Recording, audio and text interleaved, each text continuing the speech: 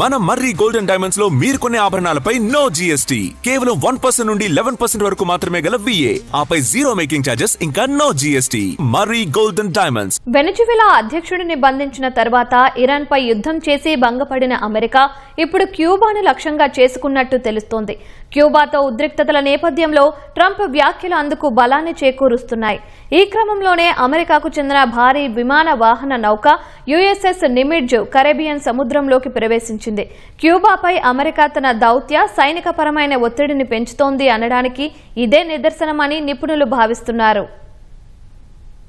America Cuba మధ్య ఉద్రిక్తతలు తారాస్థాయికి చేరుకుంటున్నాయి. అమెరికాకు చెందిన భారీ విమాన వాహక నౌక USS నిమిడ్జ్ కరేబియన్ సముద్రంలోకి ప్రవేశించింది. క్యూబాపై అమెరికా అధ్యక్షుడు డొనాల్డ్ ట్రంప్ తన విమర్శల దాడిని తీవ్రతరం చేయడంతో పాటు కఠిన చర్యలు తీసుకుంటామని హెచ్చరించిన తరుణంలో ఈ నౌకాదళ మోహరింపు జరిగింది. ది హిల్ నివేదిక ప్రకారం నిమిడ్జ్ క్యారియర్ స్ట్రైక్ గ్రూప్ లో FA-18E super hornets, EA-18G గ్రోలర్స్, C-2A Greyhounds వంటి అత్యాధునిక యుద్ధ విమానాలున్నాయి. వీటితో పాటు USS గ్రిడ్లీ అనే విధ్వంసక నౌక, USNS పటుక్సెంట్ అనే ఇంధన సరఫరా నౌక కరేబియన్ జలాల్లోకి ప్రవేశించాయి. ఈ భారీ విమాన వాహక నౌక మోహరింపును లాటిన్ అమెరికా, కరేబియన్ ప్రాంతాలను పర్యవేక్షించే US సదరన్ కమాండ్ బుధవారం అధికారికంగా ప్రకటించింది. తైవాన్ జలసంధి నుంచి అరేబియన్ గల్ఫ్ వరకు స్థిరత్వానికి భరోసానిస్తూ ప్రజాస్వామ్యాన్ని పరిరక్షించడంలో USS నిమిడ్జ్ తన సత్తా చాటిందని ఎక్స్లో స్పష్టం చేసింది. ఈ నౌక ఇటీవలే బ్రెజిల్ తీరంలో అక్కడి నావికాదళంతో కలిసి సంయుక్త విన్యాసాలు నిర్వహించింది.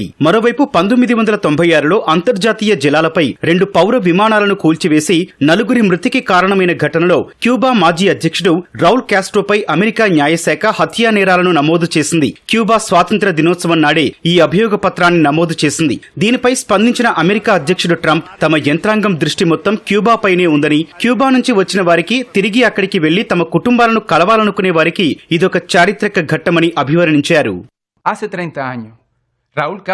ఇదే సమయంలో అమెరికా విదేశాంగ మంత్రి మార్కో రూబియో క్యూబా ప్రజలను ఉద్దేశించి స్పానిష్ భాషలో ఒక సందేశం విడుదల చేశారు. క్యూబాపై ఇంధన ఆంక్షలను సమర్థించిన ఆయన అక్కడి విద్యుత్ కోతలకు కమ్యూనిస్టు ప్రభుత్వమే కారణమని ఆరోపించారు. మరోవైపు CIA డైరెక్టర్ జాన్ రాట్క్లిఫ్ గత వారం క్యూబన్ అధికారులతో సమావేశమై చర్చలకు ఎల్లప్పుడూ అవకాశం ఉండదని, ఆ సమయం మించిపోతోందని గట్టి హెచ్చరికలు జారీ చేసినట్లు ది హిల్ నివేదించింది. అమెరికా హెచ్చరికల నేపథ్యంలో క్యూబా కూడా ఎదురుదాడులకు సన్నద్దమవుతున్నట్లు తెలుస్తోంది. ఇటీవలే క్యూబా సైన్యం దాదాపు 300 సాయుధ డ్రోన్లను కొనుగోలు చేసినట్లు సమాచారం. ఈ డ్రోన్లతో అమెరికాలోని గ్వాంటనామో బేపై దాడి చేసేలా ప్రణాళిక రచించినట్లు అమెరికాకు చెందిన ఓ పత్రిక కథనంలో పేర్కొంది. ఇప్పటికే డ్రోన్ యుద్ధ తంత్రంతో ఇరాన్ చేతిలో దెబ్బతిన్న అమెరికాకు ఇప్పుడు క్యూబా డ్రోన్లు కంటగింపుగా మారుతాయని విశ్లేషకులు భావిస్తున్నారు.